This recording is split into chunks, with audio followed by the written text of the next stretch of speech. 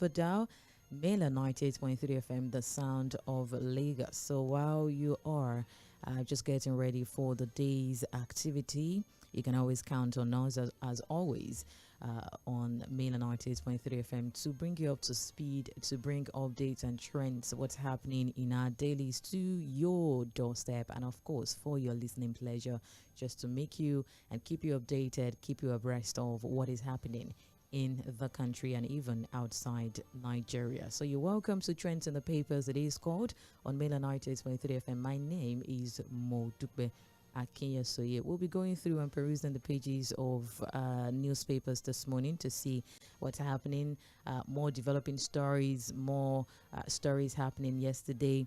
The APC and the PDP had their NEC meeting, and a lot of development had happened. The update about the Natasha Habio, the Senate going on recess, and all of that will bring to you this beautiful morning. So just keep on with the preparation for the day's activity, and keep it locked to the Dow 98.3. And in case you're listening for the first time, you're welcome.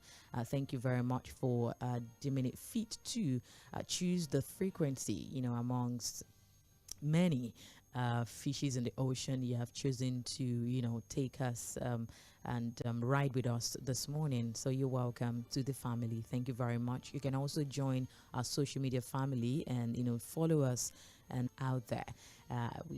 It's always an engaging and interesting moment on our social media and YouTube. You can join us right there. Mailan 98.3 FM on Twitter at Mailan FM. You're welcome. Facebook and YouTube. We are currently streaming live on Facebook and YouTube to enjoy an audiovisual experience this morning at Mailan 98.3 FM. You can also join us via Radio Garden and our website www.mailandfm.com. We'll be joined by Said Fouad as always, giving see what we can actually bring out of the several issues. Good morning, Said Fouad. Good to have you. Good morning, Lady Mo. How are you doing? I'm doing very well. Good morning. TGIF. Thank God it's Friday. Yeah, thank God it's Friday. Well, all right. You're welcome to Trends in the Papers. I mean, today's Friday, the Friday edition, and let's see what is going on there and all of that. So you're welcome. And the appointments so far from agendas were made, decisions were made, appointments were made. So we have just less than 2 years locking horns in what promises to be a fierce battle for the nation's top political prize in 2027. That's had unveiled strategic steps, appointments made ahead of the election. Both PC aims to, consolidate the coalition party and all other party also, which I want to believe they're also gearing up for the party. To the Minister of Humanitarian Affairs and Social Development, Yᴏᴜᴛᴜ Nentawe, as the substantive chairman of the party, which he actually took over from Abdullahi Ganduje, the former governor of Kano State from 2015 to 2023, and he is now the board chairman of the FAAN development. That's Yᴏᴜᴛᴜ Nentawe. Well, speculation, and of course the COP, or Progressive Governors Forum, announced the motion for Yᴏᴜᴜᴜ's nomination as the party chairman, approving the office of the national chairman of the APC to be zoned back to the North Central from the Northeast, where it is now to the North Central geopolitical zone, and that the office of the national legal advisor of the APC from the North Central, where it is now back to the Northwest geopolitical zone, and also Professor Yᴏᴜᴜᴜ from Plateau State, North Central. The current national legal advisor, Professor Karim Kana, will also be the National Deputy Secretary of the APC, and Barrister Murtala from Katsina State in the Northwest, which is going on in the party. That the tenure of the ward executives and local government executives they extended that to December 31, 2025. And the motion was seconded by the House of Rep, Tajuddin Abbas. So Yᴏᴜᴜᴜ was then elected after FAN, and Tinubu gave also his regard, gave his appreciation, and promised to lead the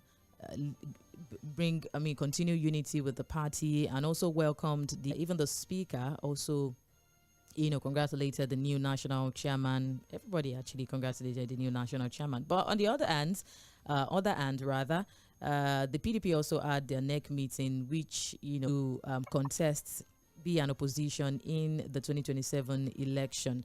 And so, while the ruling party celebrated the emergence of a new chairman, governors elected on the platform of the opposition, PDP, vowed to chair of the PDP governors during the party's 101st National Executive Committee meeting in Abuja, all that, the door is still very much open for those that, make PDP work, especially towards the 2027 election. What are your thoughts about and reaction? APC, and as predicted by many political pundits, Professor Nantawey, Yewata, I hope, appointed or selected by the majority of the party members, if not all of the party members at the next. I think there's nothing so strange about the whole arrangement, or nothing new, really, if you ask.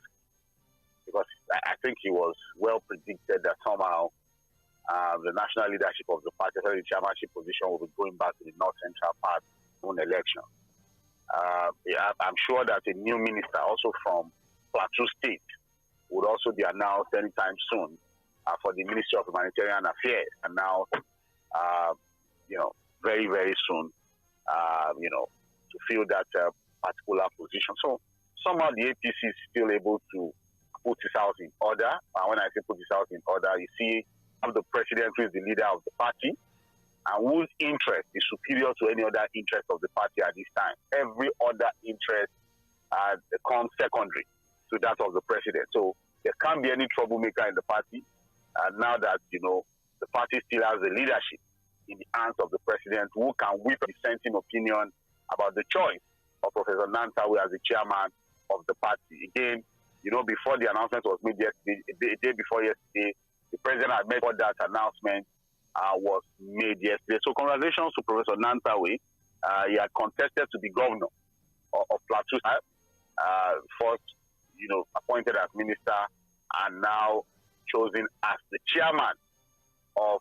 He had quite a number of things to say, but a lot of them for me, I think, were still a bit disjointed and discoordinated. I'd expected that at his level, you have been able to give more idea of what he wants to bring to the table as the chairman of the party. But again, we'll keep following up with what comes from his office as the chairman of the party at this time. So it's very much intact. If you compare it to what happens in other parties at this time, no crisis free, they are able to take decisions without any rancor.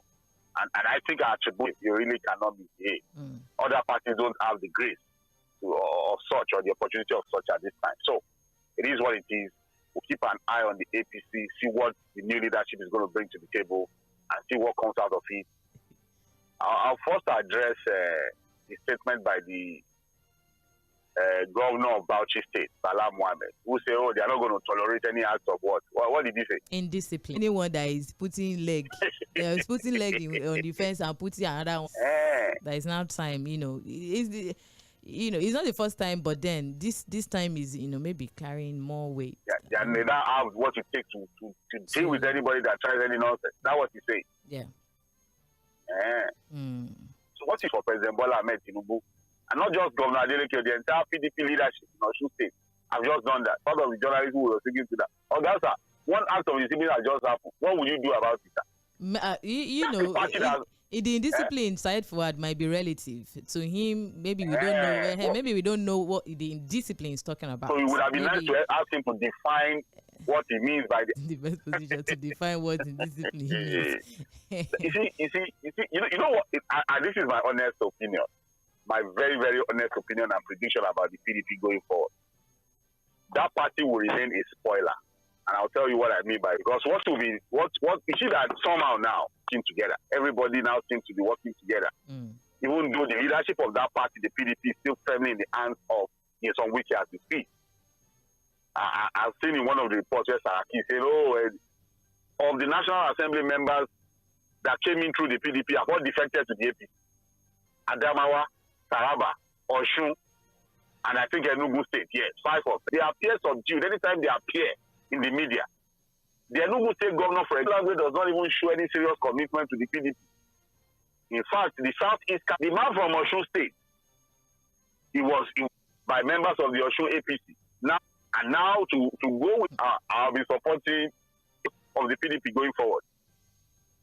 If you understand what I'm saying. Right. What I say as a PDP to save Fᴜʟʟᴏ, and I'm sure that Fᴜʟʟᴏ, if he ever returns as governor, will be porting to the APC automatically for his political survival.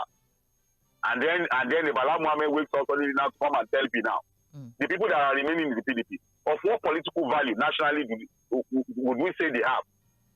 Jᴏɪᴜ Makinde, if the PDP presents Jᴏɪᴜ Makinde as presidential candidate, what is he going to do?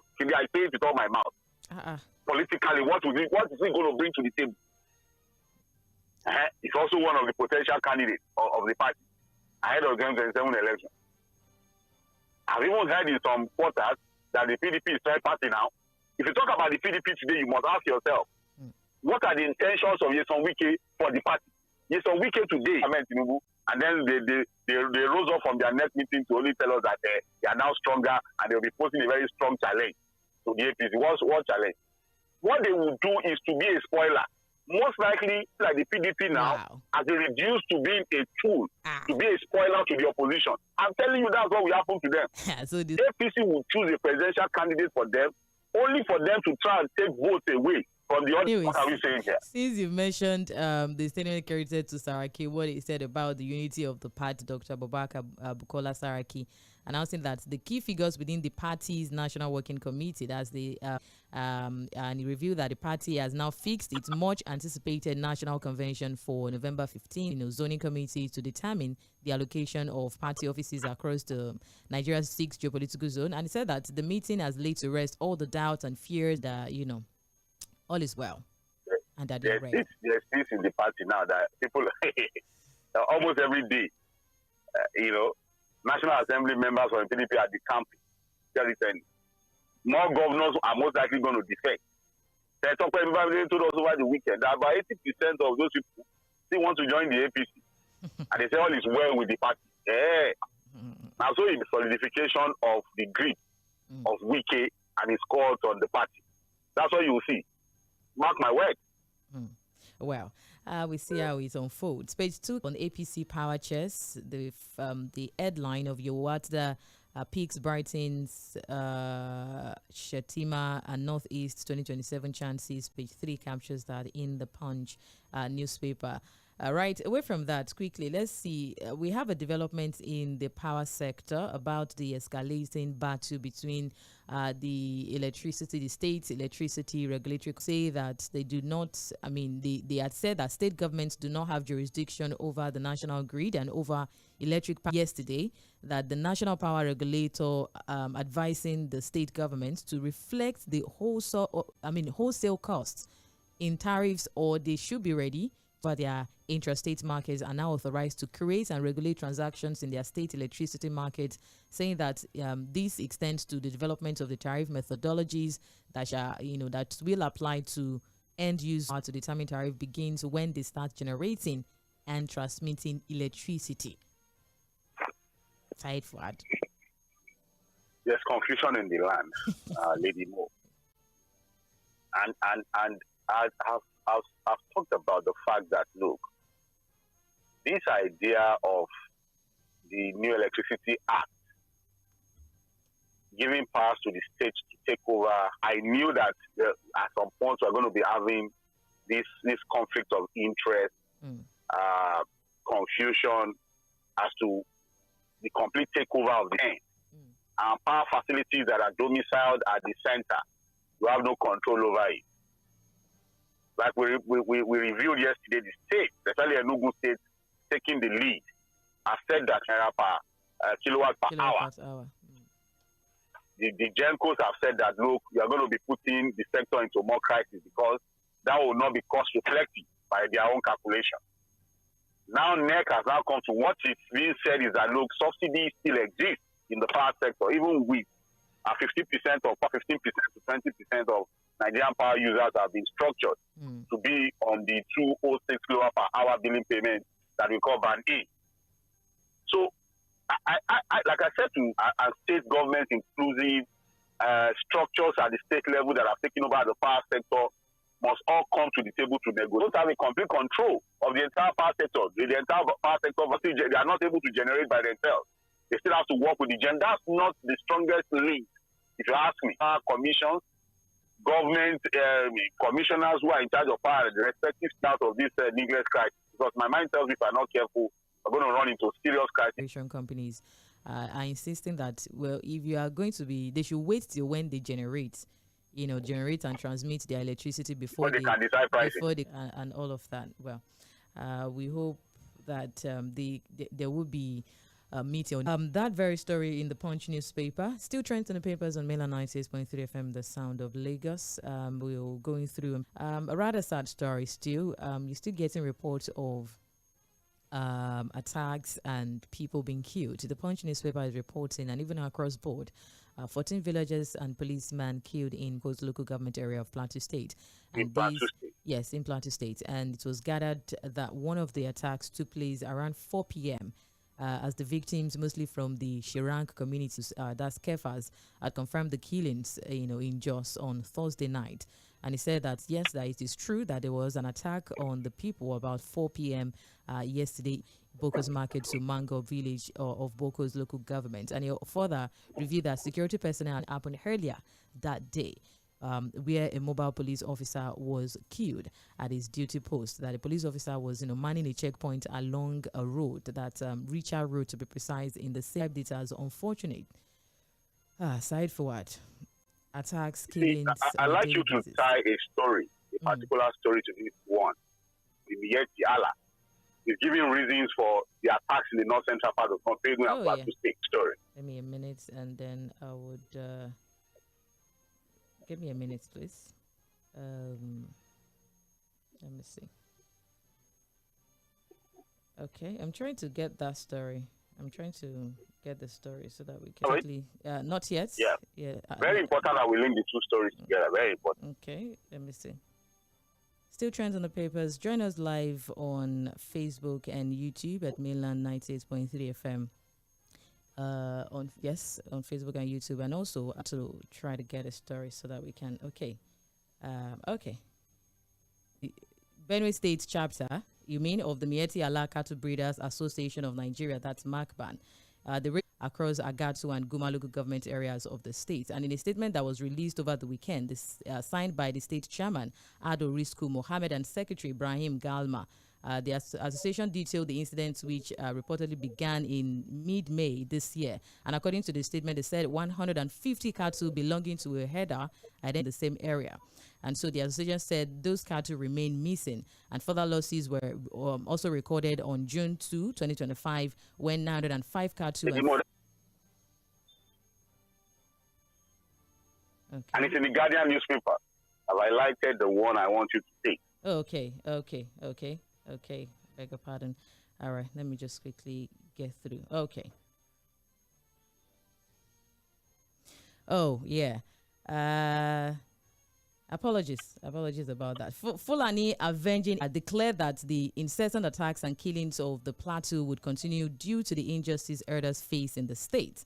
Its National Secretary, Bello Gotomo, who made the assertion after the association's National Executive Council meeting in Abuja, also said that the climate-induced and he also said instances where Fulani herdsmen are attacked, killed, and their cows roasted by natives, and nothing is done by security agencies, automatically force the herders to now seek justice in their own way by attacking the communities where they were wronged. And he also added that the Fulani are peace-loving people who have been, living with Plateau natives in peace and harmony for turn, would definitely triggers reprisal attack. So they now take laws into their own hands. Seeking justice in their way. And this is a man that has not been invited now by the DSS. He's not been invited because it's called for you to understand why people are going to just go into communities and kill for fun, kill in their numbers. So is this man, this Mᴏᴜ Allah man, is he telling us that the reason why people go into villages and kill 200 again? You understand what I'm trying to say? Take the 3 paragraphs again of this story. According to him, he declared that the incessant attacks and killings on the plateau would continue. Who is this man? I want you to start the story from the beginning so that they know who is talking. Okay. The Miyetti Allah Cattle Breeders Association of the Nigerian, that's the National Secretary, according to the National Secretary of the Miyetti Allah Cattle Breeders Association, would continue due to the injustice herders face in the state. And he said that he also stated factors contributing to the persistent violence in the state. And he said that he gave instances where Fulani herdsmen are attacked, killed, and to seek justice by attacking the communities where they were wronged. So, we've discussed that. Again, desertification in the north, all the way from the Sahel Savannah, the Sahara region, is the reason why the North Central, then we cannot go crazy. Because on this platform, we discourage the idea of reprisal attack, taking laws into your own hands. Let the security operatives do their job. If he is saying that this is the reason, because man telling us that it's as a result of the attack and kill people in their numbers on their land, is that what he is saying? So what do we hold responsible now? Now that the Miyetti Allah guy has given us an idea as to the reason why we are having, because somehow the guy has been, look, probably we have to commend him for being truthful. We are the ones doing it, unless I'm the one putting it out of context. But that's why I told you to read it again. Is it not scary that we have a situation where an association will come out and we have a government, or we just pretend to have a government? We don't really have a government. So he was asking him about security situation. That in your own state, Professor Nantawi, people are being killed almost on a weekly basis. You were supposed to be the security has improved. In the report, you look at about 14 people have been killed. In Plateau State, Bokos, the same Bokos. And then, just as we were still wondering again, how did this one happen? Miyetti Allah people are telling us, they still a cow, that's so the thing they happen. And we are here pretending that we really have a government. And the Fulani, the Miyetti Allah guy is even telling you that it's because of the fact that Adelani Joba. It's scary, to say the least. I must tell you. I got through those 2 stories this morning. I'm like, what fire on the mountain. It's not just about you. Where is the national security advisor now? It doesn't read the papers to see these stories. Side forward. I mean, really what happens when revelations or things like this come out in the space? And definitely, I don't know. Let us also stole cattle. We are joking. You see, that's what we are telling our politicians. Beyond all the politicking, PDP, APC, BBC, you choose national convention. We just want to win. We are going to win in 2027. They can't win. We'll win. And next meeting, chairman, no chairman. The major job of God is showing a different scenario. They say everything what has improved now with these stories? You go into your neighborhood, you go through about 6 gates before you get to your house. In the front of your house, there's a gate. You enter your home, there's another gate. Inside your house, there's another gate. Because there's no security anywhere. Right. In reality. Right. The newspaper also has that story this morning. Away from the security, or still about the security anyway, the Guardian newspaper is capturing a ruling slamming 10 million naira damages on the Nigerian police force, that's the NPF, for breaching the fundamentals who had gathered at the Lekki toll gates October 2024 to commemorate the 4th anniversary gate and detained them in a police van for several hours before releasing them without and peaceful assembly. So the suits filed as fundamental rights enforcement action were instituted by 22 individuals alongside 3 civic filed suits, the name of the protesters with the filed suit and all of that. And so the Inspector General of Police, the Nigerian Police Force, the Lagos Commissioner of Police, Chairman of the Lagos State Task Force, Governor of Lagos State, and the Attorney General of Lagos State were also respondents to the suit. Side forward. We're able to test our laws to show that, look, people have a right to protest. People have a right to express themselves if they feel dissatisfied about government actions, policies, and behavior. The tolerance of the government to dissenting opinion, protest, it's also scary. We saw what happened with the what's it called? There can't even be any protest because it can never be peaceful. And we got to the point where children were arrested, detained, only to be released. Those are things that, continues to question whether we are really prepared for this democracy. And also, have we even learned any lessons from the EndSARS scenario? What lessons have we learned? What level of reforms have we been able to, who still harass people, who still do all manner of things that you can link to what led to the EndSARS protest in the first place? What about, harassment of our young people that led, to the EndSARS protest in the first place? Have we seen any change? Has there been any response in that area? So those are the questions we should ask ourselves. But I like the fact that it's their opinion, which is guaranteed in our constitution, especially as a democratic state. Well, that also in the Guardian newspaper. Back to the Center of Excellence, the governor had mentioned and said that the state food economy, which was 6.5 trillion naira yearly before 2019, is now 16.14 trillion naira. And he added that Lagos is Nigeria's largest food market, consuming over 50% of the food traded in the southwest. And according to him, the research also revealed that the state loses nearly 50% of implementation of the several programs and projects in the food and agriculture sector. The Produce for Lagos program is the next logical step in its effort connecting Lagos residents directly with the state's dynamic food economy. And besides that, he also said that the initiative would also boost agricultural production, reduce reliance on informal and uncoordinated supply channels, create jobs for youth, and increase economic returns for all ecosystem stakeholders.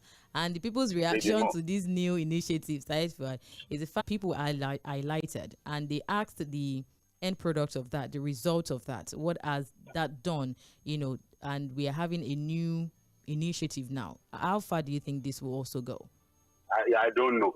Because up till now, I've read through, and even from what you read out now, it's just grammar, English. I've just been hearing English. I wanted the key thing, because when you say produce for Lagos, are we producing by ourselves? Do we have farms in Lagos? Or we are partnering with states that produce for Lagos? What logistics are we talking about, really? What we like a lot of English and initiatives. We are not found one thing of initiative, from one initiative to another initiative without solving any problem. What is this program all about? The details, the specific details, what it intends to achieve. I've not been able to get it. I'm sorry. Unless somebody wants to educate me, I'm open to that education this morning. That this initiative that has been launched by the Lagos State government, what is it supposed to achieve? How do they want to achieve it? From stage one to just in English. And with English comes nothing really in this country. Well, there was a time we did Lake Rice. I don't know whether there's anything like Lake Rice again. Lagos and Kebbi. And it is nice to have the details. I'm not saying it's not good though. I'm just saying that look, there's too much English in what they are saying to confuse the ordinary people. Let's break it down. Are we taking over farms? Do we have farmlands in Lagos that we want to activate so that people can produce? Are we supporting farmers? Where are the land? There are finances for logistics operators, liquidity for aggregators. Yeah, you explain what you are reading. Explain what you have just read. Break it down for me. Aside for you are the analyst. You have to break it down for us. Okay, my analysis has failed me this morning. To help me. Break it down in layman. Let us understand where they are going. They will give money and credit support for food producers across Nigeria. Food producers? Yes. For Lagos. Farmers or people who buy from farmers to bring to Lagos? People that produce, that plant and produce. Who are the people that produce now? They are farmers now. We'll be happy to, I don't know who is in charge, whether there's a ministry in charge. We'll be happy to have them on mainland FM to come really break down grammar, and then when it comes to implementation, nothing happens. Because you don't even break down anything. So it would be nice to I don't have people here to really break it down for us. In Lagos State, the illegal waste collectors such as the cart pushers and wheelbarrow operators have now returned to Lagos State despite... That's for Mr. Tokubo have to look into. The TSP arrangement too. What's happening? Yeah. Because what they are saying is that people ago were banned from operating in parts of all parts. And these days, what you also see in different parts of Lagos is that waste takes too long In fact, you have some residents who just put it at the middle of the road, and you have it there for days. Nobody's picking them up. So we need to ask Mr. Tokuba, what has happened to the PSC arrangement? Why are we suddenly seeing cat butchers in different parts of Lagos again? If they were banned about 8 years ago, what has happened to the waste management arrangement of Lagos State? Lagos. All right. Natasha is, the Senate is on recess now, and the resumption of the resumption of Natasha to the Senate. They are working very hard at the National Assembly. Working very, very hard. They have gone on recess again. Yeah, they've gone. She wanted to travel. They told her. Yeah, at the airport, actually. She was reportedly detained briefly by the immigration officials at the Nnamdi Azikiwe International Airport, Abuja. And I asked why, really. That was yesterday morning while trying to board a flight to the UK. Why? And if you look at the story, you hear what they said? Flight risk. Just imagine. And when we talk about deliberate harassment of this woman, people say we don't know what we are saying. Side forward. It is not as if it was security. The national. What is the job of the National Assembly telling immigration that they are one of their members that they are suspended, should not be allowed to travel? If that is not a deliberate attempt to harass and intimidate the woman has been complained about intimidation and harassment. People say, well, we need to go. Side for. Thank you. She was eventually allowed to travel anyway. But why the intimidation and harassment? Thank you. We have to go. Side for. Thank you very much for your time. We'll be back for Mainland Focus this morning. God bless.